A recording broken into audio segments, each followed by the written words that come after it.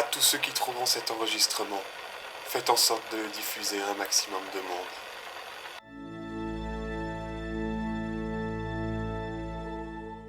Mon nom est Régulus et je suis l'avatar de la création. Nous sommes le 15 février 2032. Cela fait 3 fois que je me présente à vous et pourtant vous ne savez toujours rien de moi. Qui suis-je réellement? Que signifie ce titre honorifique et qu'implique-t-il? Quelle est ma fonction dans toute cette histoire? Toutes ces questions ne trouveront pas leur réponse aujourd'hui. Car avant d'y répondre, je dois vous expliquer une chose bien plus importante. Qu'est-ce qu'un avatar?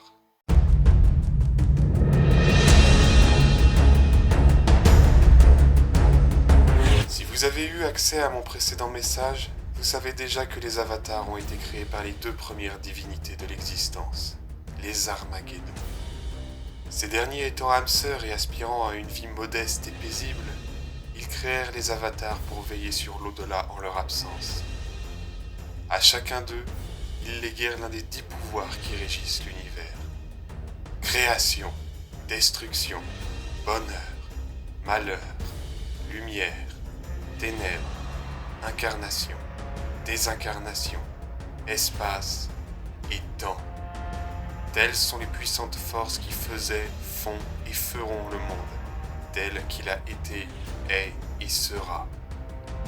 Chacun d'entre nous incarne l'une de ces notions, d'où notre nom d'avatar.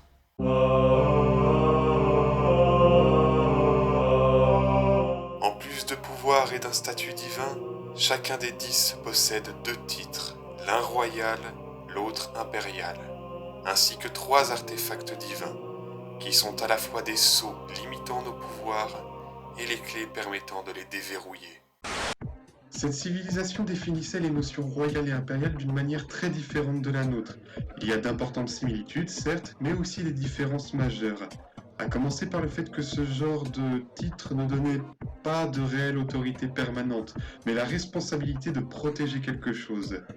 Les rois et les reines devaient protéger un peuple, tandis que les empereurs et les impératrices devaient protéger un territoire, et par extension tous les peuples et populations qui se trouvaient dessus. Donc avoir un titre royal ou impérial faisait plus de vous un serviteur ayant des devoirs et des responsabilités qu'un dirigeant ayant des droits et du pouvoir. En ce qui concerne les artefacts divins, on en compte 3 par avatar. Chacun a une arme, un masque ornemental et un troisième objet qui n'appartient à aucune catégorie précise. Ça peut être un bijou ou n'importe quoi d'autre. Et c'est pourquoi on l'appelle parfois la relique divine. Ces objets sont liés à l'avatar auquel ils appartiennent, ce qui signifie que seul lui ou elle peut l'utiliser. Si quelqu'un d'autre, même un autre avatar, essaie d'utiliser un artefact qui ne lui est pas attribué, l'objet ne marche pas. Un peu comme s'il fonctionnait avec un système d'empreinte digitale ou quelque chose de similaire. Il fonctionne comme des clés qui débloquent une partie des capacités d'un avatar lorsque ce dernier l'équipe, et chaque artefact ne débloque qu'une partie des pouvoirs d'un avatar. Mais le fonctionnement symbiotique des artefacts avec le pouvoir de base de l'avatar, mais aussi entre les artefacts eux-mêmes, débloque virtuellement encore plus de capacités. Représentez-vous un formulaire avec 4 cases à cocher, et selon celles qui sont cochées ou non, les avatars ont accès à plus ou moins de capacités. Si vous calculez, ça fait 15 contextes différents possibles. Il y a le pouvoir seul, l'arme seule, la relique seule, les 7 synergies qui combinent 2 de ces 4 éléments, les 3 qui en combinent 3, et enfin la réunion des 4 qui rend l'avatar quasi omnipotent.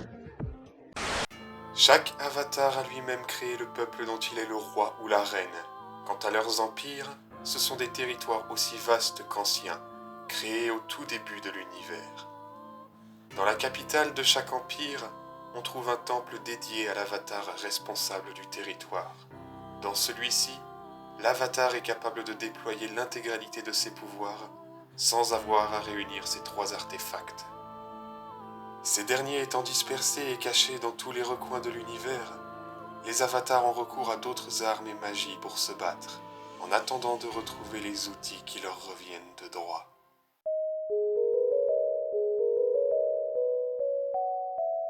Afin que les avatars soient incités à maintenir l'harmonie, les Armageddon ont fait en sorte que chacun d'entre eux soit l'âme sœur d'un autre. Pour que les 10 dieux soient tous liés, Leurs relations sont organisées sous la forme d'un cycle qui alterne âme sœur et écho. L'écho étant l'avatar incarnant la notion opposée ou complémentaire d'un autre. Ce cycle s'organise de la manière suivante. L'avatar de la création est l'âme sœur de celle du bonheur, qui est l'écho de celle du malheur, qui est l'âme sœur de celui des ténèbres, qui est l'écho de celle de la lumière, incarnation, désincarnation, espace, temps et destruction. Ainsi, la possibilité d'un conflit opposant des avatars est écartée. Du moins, c'est ce que les Armageddons pensaient, car malheureusement, l'un d'entre nous a succombé à sa folie. Mais c'est une histoire que je n'aurai pas le loisir de raconter ici. Cet enregistrement est terminé, mais ce n'est pas le seul. Il y en a d'autres, beaucoup d'autres. Cherchez-les, retrouvez-les, diffusez-les. Les avatars comptent sur vous.